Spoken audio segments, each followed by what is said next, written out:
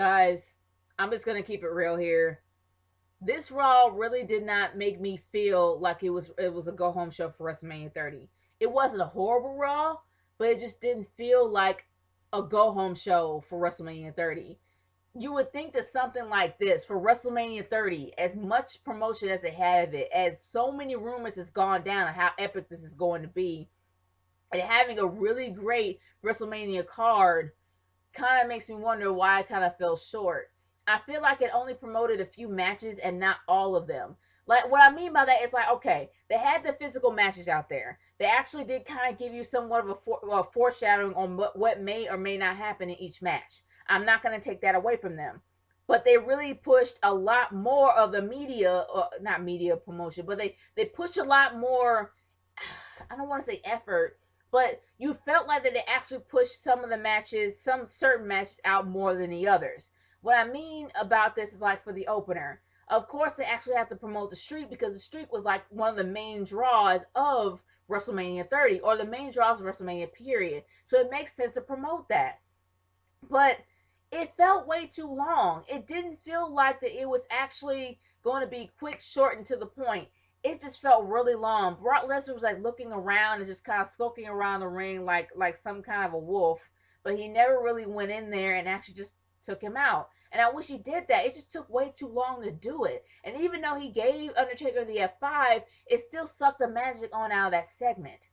But I mean, it wasn't horrible or anything. It just could have done, to the point, while and just not drag it out. And I think the audience kind of caught on. But leading on to another moment of the night, another segment of the night was with the Authority. Now, I know that Triple H has to promote this match that he has with DB, but I really wish that Stephanie just wasn't there all the time. I really wish that Stephanie was somewhere behind the scenes and Triple H just came out and did his business and left. Because Triple H really does know how to do a promo by himself. He doesn't need his wife by his side.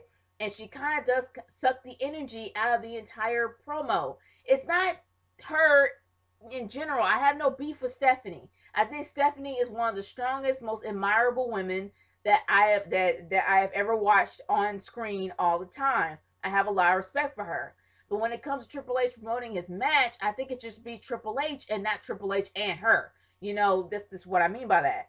Not only that, DB was really nowhere around until the end of the whole match. I mean, to the end of the entire show. And I wish that he was there for that segment and kind of brought in a little bit more heat. And it would have made the ending of the show have a lot more energy than that moment there. It was to the point where the entire audience was screaming boring, boring, because it really didn't have any place to go. And I don't even know how they were going to end it, especially with Randy Orton and Batista coming out. Two of the most boring men on the mic on the planet. The guys, they really have absolutely no energy at all on the mic. They are completely dry and they lack personality. So I really wish they weren't out at all. It just didn't really do the segment any justice. It didn't really hype you up for anything.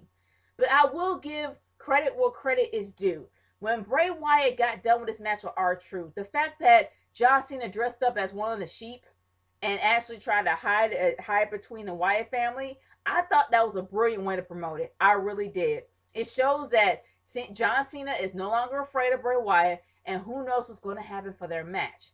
I really hope that the outcome will be different, but either or, it was a great way to promote the match between him and Bray Wyatt. Even though it's considered to be a mid-card match and John Cena is supposed to be a top player in a mid-card match, it was a great way to promote it. So I'm not going to take that away from them, and I think that was a great way to do it. But the worst segment of the night, in my opinion, was Piper's Pit. It was way too much confusion. Way too many people on the mic coming out at one time. The timing was off on everybody. And sure, the whole Battle Royal, it gave you a glimpse on the Battle Royal itself, having Big Show standing tall in the ring. But it didn't really, it kind of overshadowed Roddy Piper. And that is something that I kind of had a little bit of a problem with.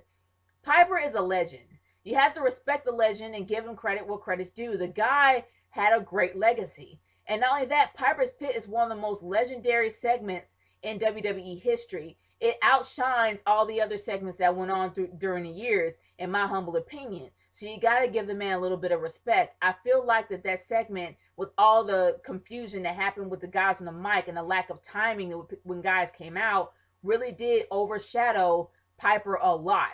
And that was my biggest gripe about it. But I mean, it could have been better. It really could have been better, and it could have been a better way to promote Andre the Giant's Andre the Giant's elimination match, or Andre the Giant's 30-man battle royal. It could have done better. But one match that actually did kind of intrigue me a little bit was Big E versus Del Rio. That was a really good match. I didn't really expect that match to be any good because I'm not really a fan of Del Rio. I don't care about him that much. But it was a pretty good match to watch, and it really was intriguing. And I'm kind of interested now to see how Del Rio is going to play a role in the 30-man battle royal. But another thing that interested me the most was the Divas match. We ended up seeing two Divas matches at the same time, and I didn't really expect to see Summer Rae versus Natalya. I kind of think that's something that could have happened after WrestleMania, but either or, we ended up seeing it tonight, and it wasn't that bad. I'm really rooting for Summer Rae. Like, I'm kind of happy that Summer Rae actually did get the pin over Natalya, and I'm happy that she actually did win.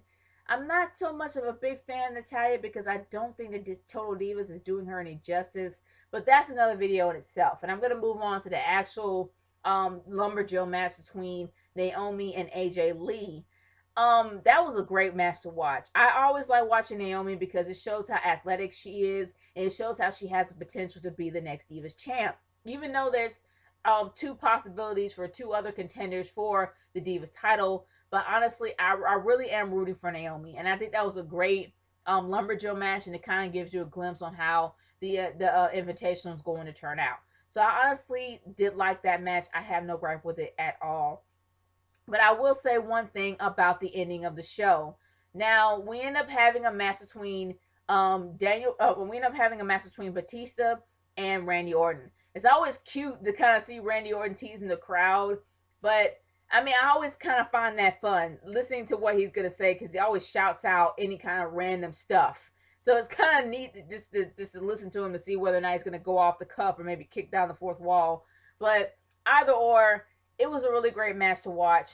And DB came out at the very end beating up Triple H, and honestly, it was a great way to end the show. It kind of gives you a little idea of what may happen, and it gives some of those people that really are Daniel Bryan fans hope that he might win the overall gold. So I think it was a great way to go, a great way to send off, having him go yes, yes, yes in the very end, just to give people maybe a little bit of hope, maybe a bit of foreshadowing. I don't know, possible that he might win and take the belt.